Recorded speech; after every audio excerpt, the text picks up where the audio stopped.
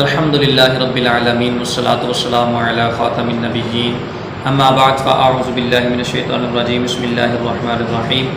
ناظرین، آج کا ہمارا درس شریعت احکام نکاح کے بارے میں ایک اہم مسئلے کے بارے میں صراحت کرنا ہے۔ مسئلہ یہ ہے کہ عاقلہ بالغہ لڑکی کا نکاح اس کی اجازت کے بغیر کر دیا گیا، نکاح نافذ ہوا یا نہیں ہوا، یا اس کے نافذ ہونے کی کوئی صورت ہے یا نہیں ہے، اس حوالے سے حکم شرع کیا ہے۔ تو پہلی بات تو یہ ہے اس کے اندر کہ جو لڑکی بھی عاقلہ بالغہ ہو جائے تو اس کے نکاح کرنے سے پہلے اس سے اجازت طلب کرنا یہ سنت ہے۔ چاہیے یہ کہ اس سے اجازت طلب کی جائے، اس کی اجازت کے بغیر اس کا نکاح نہ پڑھایا جائے، اگرچہ اس کا ولی ہی کیوں نہ ہو، اگرچہ اس کا باپ ہی کیوں نہ ہو۔ دوسری بات یہ ہے کہ اگر کسی نے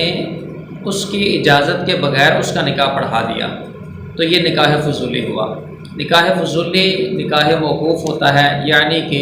اس لڑکی کی اجازت کے اوپر موقوف ہوتا ہے۔ لڑکی اس کو جائز کر دے گی تو جائز ہو جائے گا، لڑکی اس کو رد کر دے گی تو وہ نکاح رد ہو جائے گا۔ اب یہ جو نکاح کو جائز کرنے کی یا رد کرنے کی دو صورتیں ہیں، اس کی آگے مزید 5 صورتیں بنتی ہیں۔ نکاح کو رد کرنے کی پہلی صورت یہ بنتی ہے کہ لڑکی کو جب پتہ چلا کہ تمہارا نکاح فلاں بن فلاں کے ساتھ ہوا ہے تو اس نے زبان کے ساتھ کہا کہ مجھے یہ منظور نہیں ہے، یا یہ اچھا نہیں ہوا، یا یہ ہے کہ اس طرح کا جملہ بولے کہ جس کے اندر انکار پایا جا رہا ہو، تو پھر ایسی صورت کے اندر وہ نکاح نافذ نہیں ہوگا، سرے سے ختم ہو جائے گا۔ اور دوسری صورت رد کی یہ ہے کہ وہ اس طرح کا کوئی فعل ظاہر کرے جس میں انکار موجود ہو، وہ اپنے فعل کے ذریعے سے اظہار نفرت کرے، یا یہ ہے کہ جب اس کو پتہ چلا کہ اس کا نکاح فلاں کے ساتھ کیا گیا تو اس نے اشارہ کر دیا کہ مجھے یہ نکاح منظور نہیں ہے، سر ہلا دیا، ہاتھ کا اشارہ کر دیا، یا اپنے کسی فعل کے ذریعے سے اظہار نفرت کیا، غصے میں آ کر کسی چیز کو مثال کے طور پر جو ہے نا وہ پٹخ دیا، تو پھر ایسی صورت کے اندر یہ اس کی طرف سے عدم رضامندی کا اظہار ہے، جس کی بنا پہ نکاح درست نہیں ہوگا۔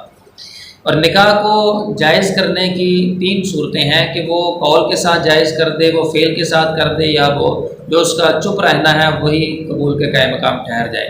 قول کے ساتھ وہ نکاح کو نافذ کر دے، مثال کے طور پر کہے کہ یہ نکاح مجھے منظور ہے، یا یہ ہے کہ اللہ یہ نکاح مبارک کرے، تو ایسی صورت کے اندر وہ نکاح نافذ ہو جائے گا۔ اور فعل کے ساتھ رضامندی کی صورت یہ ہے کہ وہ جو لڑکی ہے وہ خوشی کا اظہار کرے،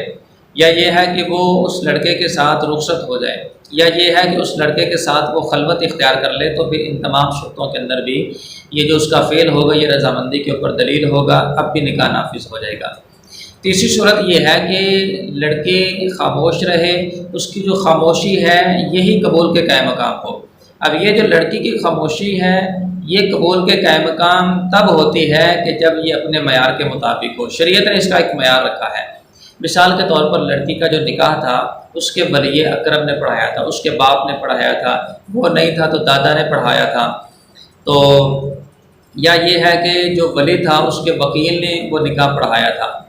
یا کسی سکہ اور پرہیزگار آدمی نے، معتبر بندے نے اس کا نکاح پڑھایا تھا، تو ایسی صورت کے اندر وہ لڑکی جس لڑکے سے اس کا نکاح پڑھا گیا ہے اس کو وہ جانتی ہے، پہچانتی ہے، تو جان پہچان کر وہ لڑکی اگر خاموش رہتی ہے، اظہار نفرت نہیں کرتی، تو پھر ایسی صورت کے اندر اس لڑکی کی جو خاموشی ہوگی اس کی رضامندی کے اوپر دلیل ہوگی۔ لہذا اس صورت کے اندر بھی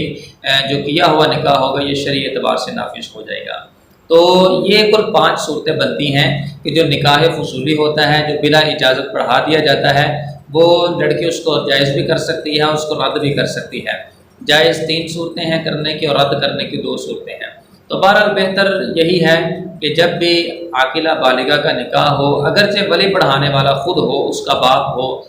تو ایسی صورت کے اندر اس سے اجازت طلب کی جائے تاکہ سنت کے مطابق عمل بھی ہو جائے، اور یہ جو بات کا معاملہ ہے نکاح کے جو نا وہ رد کرنے کے احتمال کا جو معاملہ ہے یہ بھی ختم ہو جائے۔ اللہ تعالی ہم سب کو علم نافع عطا فرمائے، آمین بجاہ النبی الامین صلی اللہ علیہ وسلم۔